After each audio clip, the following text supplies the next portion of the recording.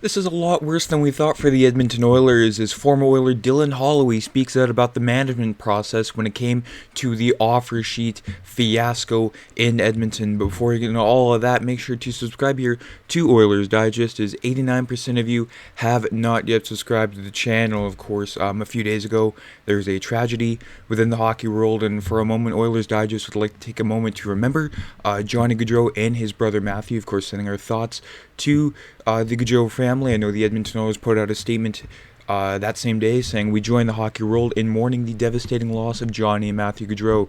We had the honor of witnessing Johnny's tremendous talent firsthand during so many Battle of Alberta matchups over his 8 seasons with the Flames, as well as during his 2 seasons with the Blue Jackets.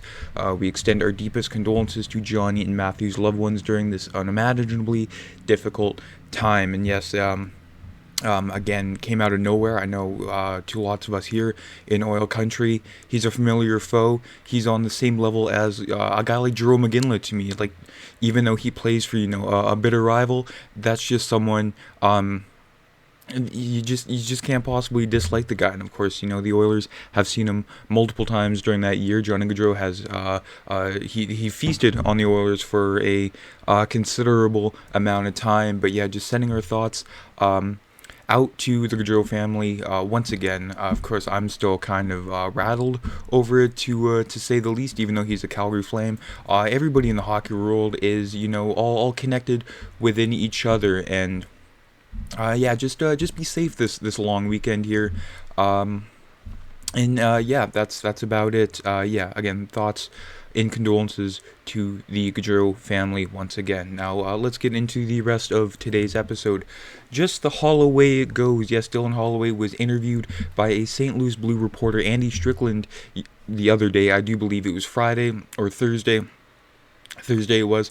He had an interview with him, and Dylan Holloway had a few words about Oilers management and the way that whole process went. Said Dylan Holloway, "We knew about the offer sheet before we had any negotiations with Edmonton, which was kind of weird. We were trying to get a deal done.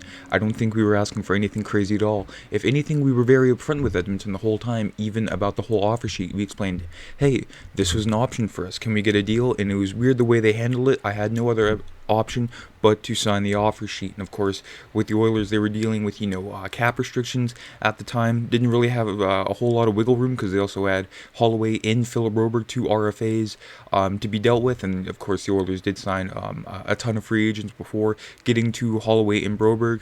Management's thoughts at the time were, hey, probably won't be a big deal. We'll get to this later, and later became far too late there. He said it was definitely hard. You have a good group of guys.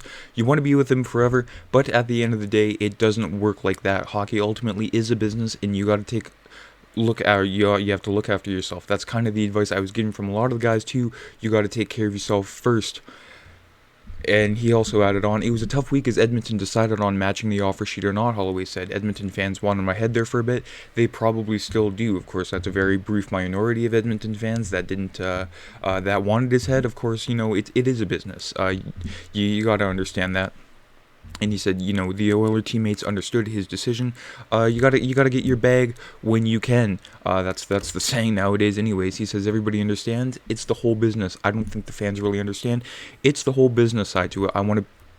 I can want to be on a team for all the right reasons, but if the management doesn't see eye to eye, it's the whole business with the salary cap. And, again, that's Holloway saying he felt, kind of disrespected by the Oilers management, as he felt he wasn't as high as a priority as the other free agents. I know they're still working on the Leon Draisaitl contract, but Holloway felt he was disrespected.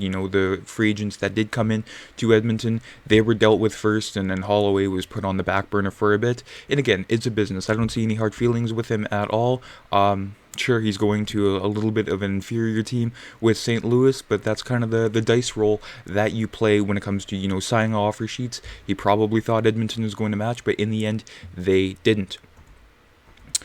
Holloway was offered a 3-year deal at slightly more than $1 million AAV, and the Blues' $2.29 million was tough to stomach. Now to look on the other side here, let's see what Stan Bowman had to say about the whole offer sheet process.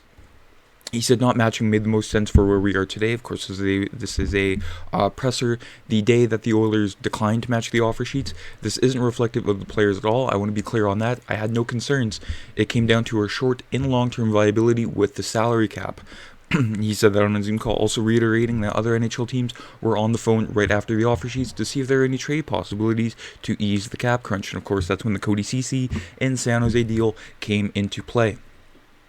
Of course, in years to come, with so much money projected to be tied up, in the contract negotiations for McDavid, Draisaitl, Nurse, and Bouchard, the Oilers were always going to be seriously challenged to find enough money to pay Broberg, Holloway, and other younger and improving players. And of course, the cup-winning teams of prior years, they've had those cheap, entry-level contracts on the team that help them significantly. And with the Oilers, if they just keep paying their young players, well, a cup isn't in the horizon for them at all.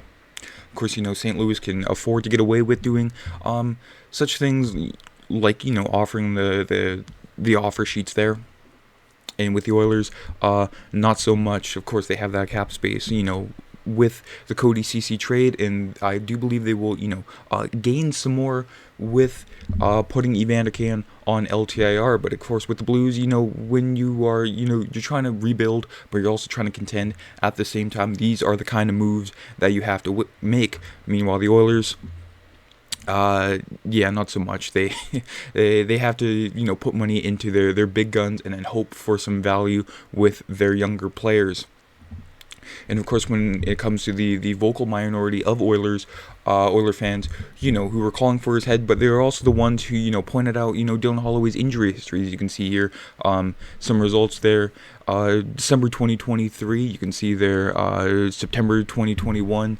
Dylan Holloway has, dealt with a bunch of injuries throughout his career, in his very short professional career. You can see there his knee injury, he's had shoulder injuries, he's had wrist injuries, and even in Wisconsin there, a wrist injury suffered while playing in the NCAA playoffs for the Badgers delayed Holloway's 2021-22 debut to January, and a shoulder injury resulted in him missing over a month of action in 2022-23.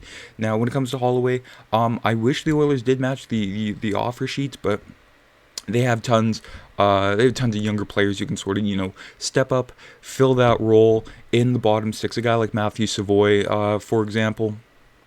But yeah, I can see his point to criticizing Oilers management. He felt it was weird how the negotiations went down. But when the team is cap-strapped like this, you can't expect everything to be as easy as that. That's it for today's episode. We'll be back tomorrow for even more Oiler news. Make sure to subscribe here. As more Oiler news does come in. I know the Draisaitl contract extension, it's starting to ramp up. That's it for today's episode. I'm Matt, and be safe this holiday weekend. Have a great day.